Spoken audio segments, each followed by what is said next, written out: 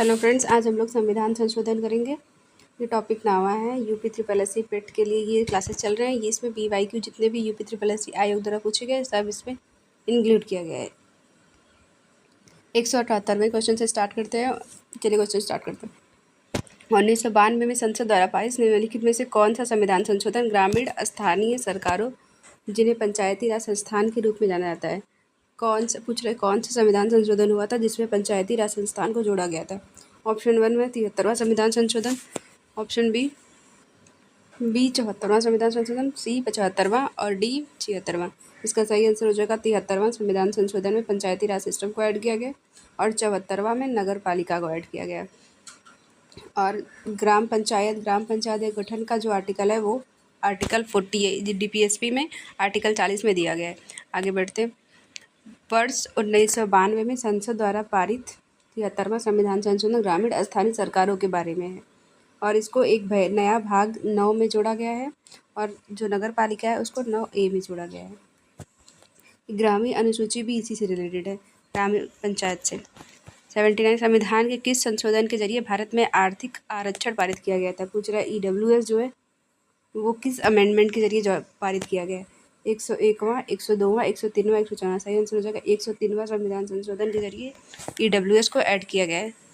180वां question है, किस वर्ष में संविधान का संशोधन सर्वप्रथम किया गया था? 1947 में, 1953 में, 1957 में, 1991। सही आंसर हो जाएगा 1991 में संविधान संशोधन प्रारंभ किया गया था। भूमि सुधार का उस टाइम संशोधन किया गया था।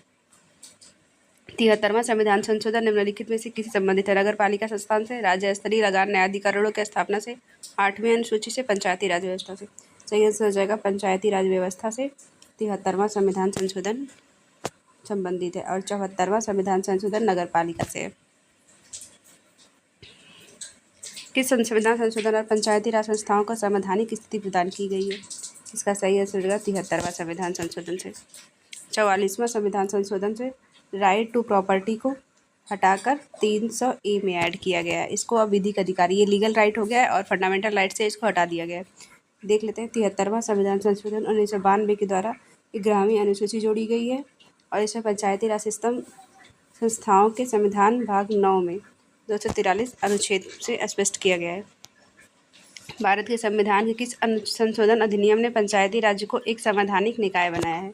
इसका सही आंसर हो जाएगा 1992 का 73वां संविधान संशोधन। 184वां क्वेश्चन है, भारतीय संविधान के किस अनुच्छेद में कौन सा अनुच्छेद 358 से? 144वां क्वेश्चन है, भारतीय संविधान के अनुच्छेद 368 का संबंध किससे है? वित्त आयोग से, संविधान संशोधन प्रक्रिया से, आपातकालीन से, निर्वाचन आयोग से। इसका सही आंसर हो जाएगा संविधान संशोधन प्रक्रिया से 368 अनुच्छेद संबंधित है। वित्त आयोग का जो अनुच्छेद है वो 280 है। भारतीय संविधान के अनुच्छेद 368 के संबंध में संविधान संशोधन प्रक्रिया और इसे भाग 20 में है। इसको याद रखिएगा कि पूछता है कि संविधान संशोधन की जो प्रक्रिया है वो भाग कौन से में है, तो 20 में है। भारतीय संविधान का प्रस्तावना में समाजवादी शब्द किस संशोधन द्वारा लाया गया था? प्रस्तावना में 3 वर्ड जोड़े गए थे, उसमें से एक समाजवादी है। पूछ रहा है कौन से संविधान संशोधन के तहत इसको जोड़ा गया था? 32वां, 44वां, 42वां, 74वां। सही आंसर हो जाएगा 42वें संविधान संशोधन के जरिए इसको जोड़ा गया था। संविधान में समाजवाद का तात्पर्य यह होता है कि लोकतंत्रात्मक साधनों में समाज में समाजवादी लक्ष्यों की प्राप्ति। 42वें संविधान संशोधन 1976 के जरिए जोड़ा गया था इसको। और इसमें 3 शब्द क्या क्या थे? समाजवादी थे, धर्मनिरपेक्ष थे, अखंडता। इन तीनों शब्द को बाद में संविधान में जोड़ा गया था। संविधान का निम्न में से कौन सा संशोधन केंद्र तथा राज्य के मंत्रिपरिषद के मंत्रियों की अधिकतम संख्या को सीमित करता है? 93वां संविधान संशोधन, 97वां संविधान संशोधन, 95वां, 91वां। सही आंसर हो जाए 91वां संविधान संशोधन।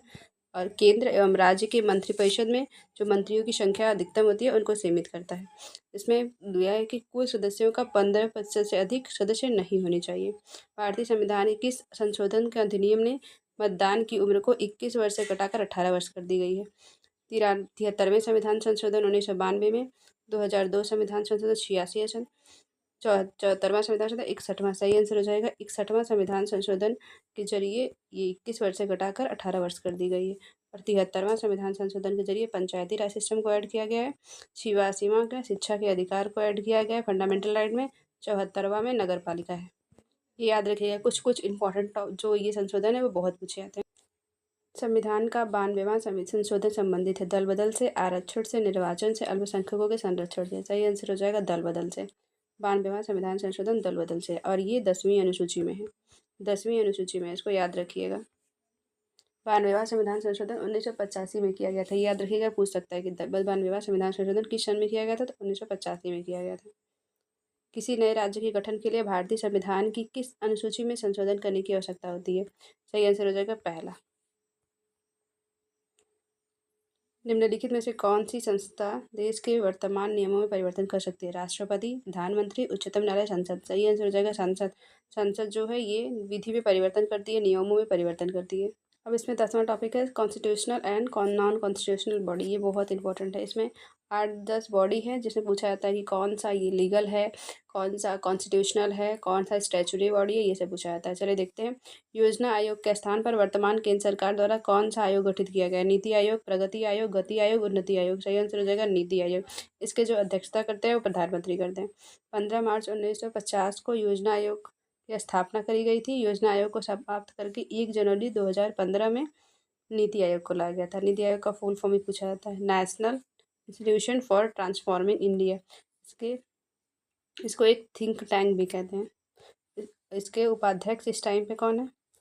सुमन बेरी, और अध्यक्ष प्रधानमंत्री होते हैं। इनमें से कौन सा एक संवैधानिक संस्था नहीं है? संघ लोक सेवा आयोग, राज्य लोक सेवा आयोग, वित्त आयोग, योजना आयोग। सही आंसर हो जाएगा योजना आयोग जो है ये कॉन्स्टिट्यूशनल बॉडी नहीं है, और जितने भी हैं वो सब संविधान में उल्लिखित है, कोई ना कोई आर्टिकल उनसे रिलेटेड है। आर्थिक आसूचना परिषद का अध्यक्ष कौन होता है? वित्त सचिव, वित्त मंत्री, प्रधानमंत्री, आरबीआई गवर्नर। सही आंसर हो जाएगा वित्त मंत्री जो होता है इसका आर्थिक आसूचना परिषद का अध्यक्ष होता है।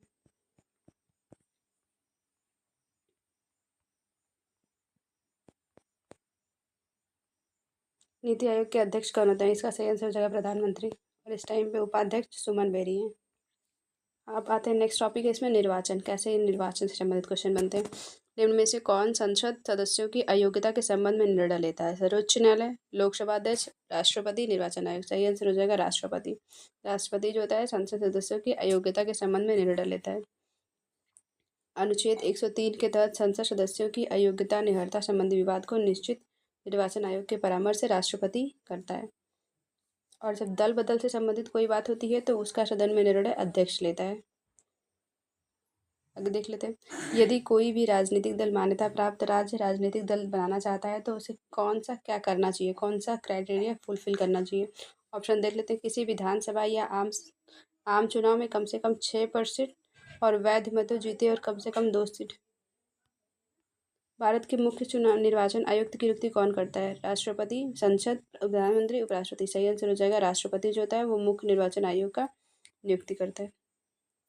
संविधान में 324 अनुच्छेद के अंतर्गत निर्वाचन आयोग का वर्णन किया गया, और इसमें जो कार्यकाल है 6 वर्ष और 65 वर्ष, जो भी पहले हो जाएगा।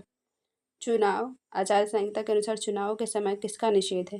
घृणाजन भाषा, पुतला जलाना, प्रचार के लिए सरकारी मशीनरी का उपयोग करना, निर्वाचन अधिकारियों का हस्तांतरण, उपयुक्त। सही आंसर हो जाएगा सभी। ये सब चुनाव आचार संहिता के इस टाइम मना किया जाता है।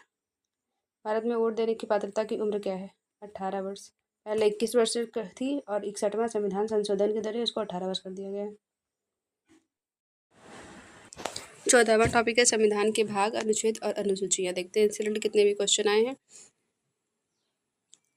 निम्न में से कौन सा अनुच्छेद धन विधेयक को परिभाषित करता है? 110, 112, इनमें से कोई नहीं, 111। सही आंसर हो जाएगा 110 जो है वो धन विधेयक को परिभाषित करता है, और 112 जो है वो एनुअल फाइनेंशियल सिस्टम को करता है, बजट को करता है।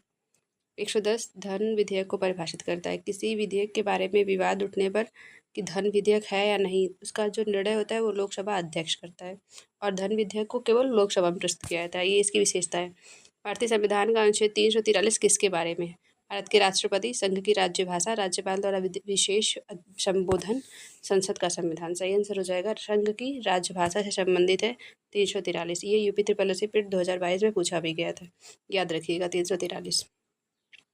भारतीय संविधान के भाग 17 में अनुच्छेद 343 से 351 तक राजभाषा का प्रावधान है, और 20 में क्या है? संविधान संशोधन है।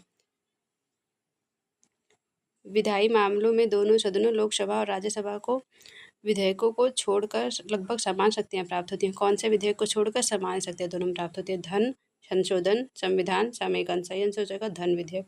धन विधेयक के मामले में लोकसभा जो होता है वो ज़्यादा पावरफुल होता है।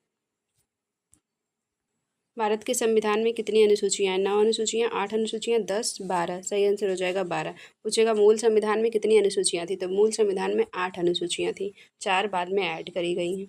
9वीं अनुसूची को प्रथम संविधान संशोधन द्वारा जोड़ा गया है और 10वीं अनुसूची को 92वां संविधान संशोधन द्वारा, 11वीं को 73वां संविधान संशोधन और 12वीं को 74वां संविधान संशोधन द्वारा।